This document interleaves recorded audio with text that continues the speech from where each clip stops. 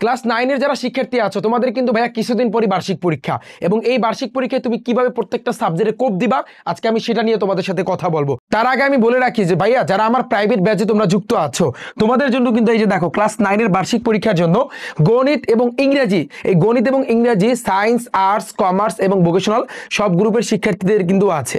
তো তোমাদের এই গণিতের প্রথম অধ্যায় থেকে শুরু করে একেবারে 17তম অধ্যায় পর্যন্ত পুরো 17টা অধ্যায় কিন্তু আমি ক্লাসগুলা যেই ক্লাসে আমি কিন্তু টাইপ আকারে কিন্তু পড়াইছি।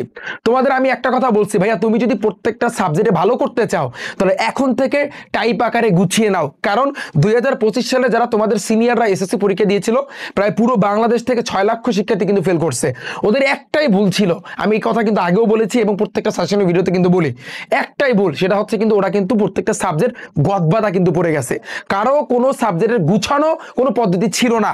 সো তোমাদেরকে এখন থেকে আমি সতর্ক করবো, যারা 9 এর শিক্ষার্থী আছো তোমরা যদি তোমাদের হাতে যদি 20 দিন টাইম থাকে, 15 দিন যদি থাকে বা 25 দিন যদি টাইম থাকে, তোমরা এই কয়দিনের ভিতরে প্রত্যেকটা সাবজেক্ট একটু টাইপ আকারে ভাইয়া গুছায় নাও, ঠিক আছে? এবং আমি কিন্তু অলরেডি গণিতের প্রথম অধ্যায় থেকে শুরু করে গণিতের 17তম অধ্যায় পর্যন্ত পুরো 17টা অধ্যায় আমার ক্লাস, হয়তো বা আগের ক্লাস, বাট এগুলো কিন্তু আমি টাইপ আকারে কিন্তু করাইছি, ঠিক আছে? এখন এরপর দেখো যাদের ইংরেজি আছে, অর্থাৎ সায়েন্স, আর্টস, কমার্স সব গ্রুপের শিক্ষার্থীদের কিন্তু ইংরেজি আছে, তো এইখানে কিন্তু তোমাদের ইংরেজিরও কিছু ক্লাস কিন্তু অ্যাড করে দেওয়া হয়েছে। তবে যেহেতু তোমাদের সিলেবাসের একটু চেঞ্জ আসছে, সো এই জন্য বর্তমানে আমরা ক্লাস নিচ্ছি, তোমাদের শুভ স্যারও ক্লাস নিচ্ছে, বাংলার ক্লাস নিচ্ছে, আর আমিও ক্লাস নিচ্ছি। সো মোটামুটিভাবে আমরা কিন্তু 25 দিনে অনেকটাই কিন্তু আগাতে পারবো। এছাড়াও সায়েন্সের যারা শিক্ষার্থী আছো তোমাদের জন্য সবচেয়ে বেশি প্লাস পয়েন্ট, কারণ তোমাদের এই ফিজিক্সের প্রথম অধ্যায় থেকে শুরু করে 12তম অধ্যায় পর্যন্ত আমি সাজাই দিছি।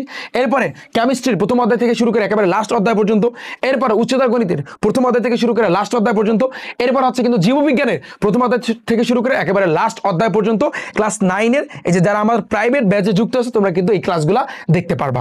আমি কিন্তু বর্তমানে ক্লাস নিচ্ছি, বাট এগুলো কেন দিলাম, কারণ যাতে করে তোমরা বার্ষিক পরীক্ষায় একটা ঠিকঠাক ভাবে কোপ দিতে পারো। এবং তোমরা বলবা যে ভাইয়া এই ক্লাসগুলো কোথায় পাবো, সো এই কোশ্চেনটা তোমরা করবা। এটা পাওয়ার জন্য আমাদের কিন্তু প্রাইভেট ব্যাচ আছে, আমি যদি তোমাদেরকে একটু দেখাই, এই যে দেখো সায়েন্সের 13 সাবজেক্ট, এই সায়েন্সের 13 সাবজেক্ট দেখতে পারতেছো। এছাড়া তুমি গণিত ইংরেজিতেও কিন্তু ভাইয়া ভর্তি হইতে পারো। এছাড়াও কিন্তু কমার্সের 13 সাবজেক্ট আছে। এইখানে তোমার ফার্স্টে যেটা করবা, তোমার ফোনের ভিতরে ক্রোম ব্রাউজার আছে না, ক্রোম ব্রাউজারে গিয়ে সার্চ দিবা rifatacademy.com, সার্চ দিলে ফার্স্টে কিন্তু আমার ওয়েবসাইটটা আসবে, এখানে যাবা। এরপর তুমি একটু নিচের দিকে গেলে এসএসসি কোর্স লেখা, সেখানে ক্লিক করলে দেখবা এই যে এইভাবে কিন্তু আসছে। এবং আরেকটা জিনিস আমি তোমাদেরকে দেখাই, দেখতে পাচ্ছ ক্লাস 9 এর ফাইনাল এক্সাম সাজেশন, এই অপশনটা দেখতে পারতেছো। তোমাদের জন্য কিন্তু ভাইয়া এই সাজেশনের মানে ভিডিও আসতেছে, এবং যা যা বলবো দেখবা এগুলোই কিন্তু তোমাদের ফাইনাল পরীক্ষাতে কমান আসবে। যেভাবে আমি কমান পাই দিচ্ছি এসএসসি 25 ব্যাচদের, আমার প্রাইভেট ব্যাচ থেকে 85% শিক্ষার্থীকে